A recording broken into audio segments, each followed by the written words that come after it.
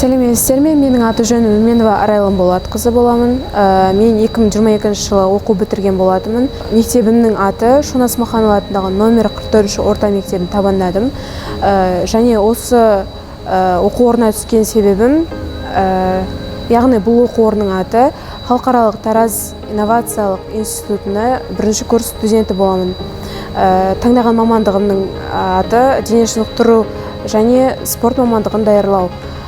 Тобымның аты 22-де 7-ші топ.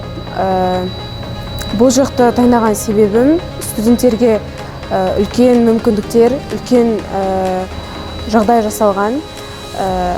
Кез келген студент барып кітап оқи алады, тыныға алады. Бұл жақтағы тынығу жері өте керемет. Кез келген студент отырып тыныға алады, өзінің жұмыстарын жасай алады. Кітапханада кітаптар өте көп, және ол жердің бір жақсы жері барлығы заманауи түрде жасалған. Және оқытушыларын айтқым келгені, олар өте білімді, тәрбиелі, және олар бізге барлығын сол тәрбиеліктерін, білімділігін бізге үйрету үстінде. Және мен осы оқу орнын таңдағаныма өте қуаныштымын.